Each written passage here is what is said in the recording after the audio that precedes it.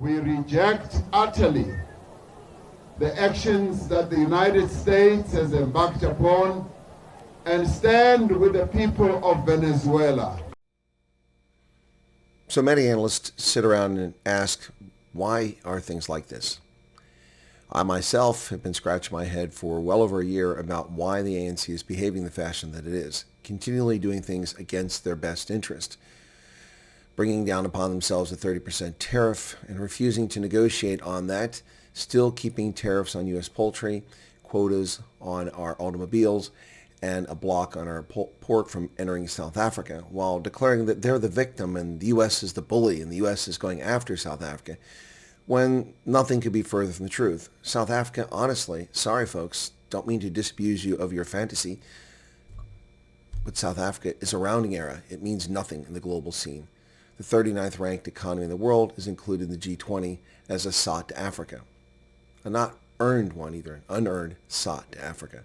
Frankly, South Africa is way behind Nigeria and Egypt as potential, and probably even Ethiopia as a viable candidate to be in the G20. Nonetheless, it's in there. And this inclusion allows the likes of Cyril Ramaphosa, the mouse that roared, to pretend that he matters on the global stage, trying his shuttle diplomacy after basically tacitly endorsing Russia's invasion of Ukraine in 2022, saying nothing about it up to this day. But here he is now, putting his foot in his mouth. Now, make no mistake, ladies and gentlemen, South Africa is a sovereign state. They're a member of the United Nations. They're a member of the African Union. They're a member of the Southern African Customs Union, a member of the Southern African Development Community, and so many other organizations. And they are welcome to have whatever foreign policy they like. But actions have consequences. South Africa is not even on Donald Trump's radar.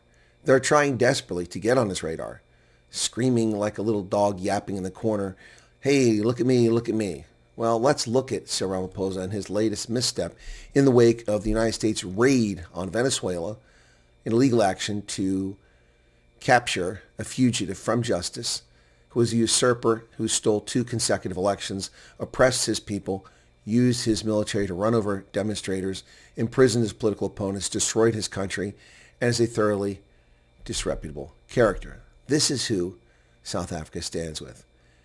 Let's listen in on Cyril Ramaphosa, what he has to say.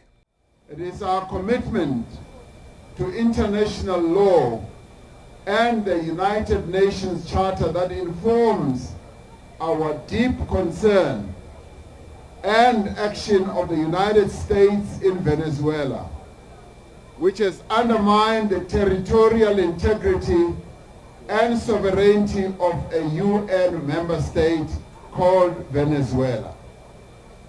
We reject utterly the actions that the United States has embarked upon and stand with the people of Venezuela. And we demand the release of President Maduro and his wife as well. We reiterate our call for decisive action by the United Nations Security Council to fulfill its mandate and advance peace and security. Stand with the people of Venezuela. What people of Venezuela are you standing with, Cyril? Certainly not the millions who are jumping with rapturous joy at the events that unfolded on the raid to take Maduro. And you want to talk about sovereignty, and you're a sovereign state. Yet you undermine our sovereignty at every turn with an immoral and Vienna Convention violation, attack, assault, raid on Woodmead, where diplomatic activity is taking place. An activity that you're well aware of, one that the U.S. government disclosed to you. Yet your politicians run around like, we had inside information, this was a raid. It wasn't a sting. It was a botched attempt to look important. And your officials doxed a U.S. government official by exposing his personal details, a violation of South Africa's own privacy laws, let alone a violation of the Vienna Convention. You like to preach sovereignty, and you are a sovereign state. But you impinge upon our sovereignty at every turn. Unbelievable, the actions of South Africa's politicians. And Cyril Ramaphosa chooses to double down here, trying to get attention to himself. For what? Why are you doing this? Empty virtue signaling that will accomplish nothing except get you on Trump's radar, which apparently must be the plan. There must be a grand master plan behind what the African National Congress is doing here. They're welcome to do what they like, but not a very wise move. Not even remotely a wise move. Ultimately, what Cyril Ramaphosa has said here is that we stand with the people of Venezuela against democracy, for oppression, for murder, for unjust political detention. That's what he's saying. The man's not even the president of Venezuela. He wasn't the president of Venezuela. An indicted criminal is what the U.S. considers him to be. Now, we'll see what the case develops and if he's convicted or not, but it seems pretty evident they have sufficient information to pursue this case. Now, this comes, of course, in contrast with what South Africa said and what it did when Russia invaded Ukraine. It was silent, tacitly endorsing Russia's brutal invasion of Ukraine. Now, South Africa even has political parties that are recruiting mercenaries to go to Russia and fight and kill Ukrainians.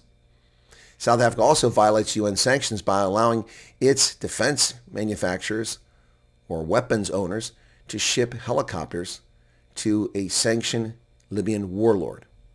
A violation of UN. If we want to call the UN Security Council to action, perhaps it's time for the UN Security Council to come to action over South Africa's actions in fueling arms sales to sanctioned warlords in eastern Libya. The government can claim it knew nothing about it, but how in the world do you allow combat helicopters to be shipped from South Africa to Libya? And it wasn't the first time this has happened. It's not the only country in Africa they've done it in either. The United States really maybe will start paying attention to South Africa and give Cyril the attention he so desperately craves. But it won't be the way he likes. A case is building against Cyril Ramaphosa for his involvement in MTN, which was a money laundering funneling operation to fund terrorists through Tehran, according to 5 lawsuits in the United States. We'll see how those lawsuits go. Perhaps a sealed indictment may be coming for the current and soon to be past president of South Africa. And if it isn't MTN, perhaps it'll be for providing war material to sanction warlords. Well, this isn't going to end well for South Africa. The good news for South Africa is despite the lies of their politicians, the lies of the captured media in South Africa, there's been no aggressive action towards South Africa.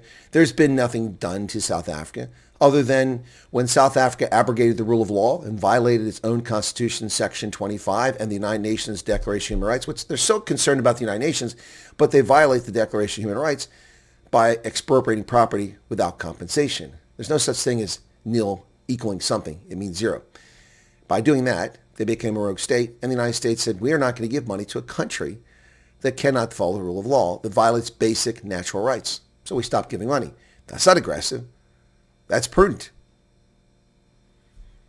The only time since then the United States has taken any aggressive action towards South Africa is after South Africa doxed our officials during the course of the year for the G20 summit, ignored our officials' input, shut down conversations, turning the G20 meetings into a begging bowl for despots, dictators, and poverty-stricken nations. And that's not the purpose of G20. The purpose of G20 is to coordinate economic activity in the world. And then, as a consequence of that, and the diplomatic slight of offending the United States, calling our president's personal representative in South Africa a junior official, a person with more experience in diplomacy than any of these South African characters. Once that happened, well, then the United States did take an aggressive action by blocking South Africa's diplomats from coming to the G20 in the United States. But that's the only action the U.S. has taken. Now, they're desperate for more attention. They crave the attention that they want to play the martyr. Well, get your armbands out, keep it up, and you will be the martyr. You're a sovereign state. You can say and do what you like. But if you think it comes without consequences, you're living in a fantasy world. Or, in this case, cloud cuckoo land. What say you, South Africa? Mzansi? Cheers.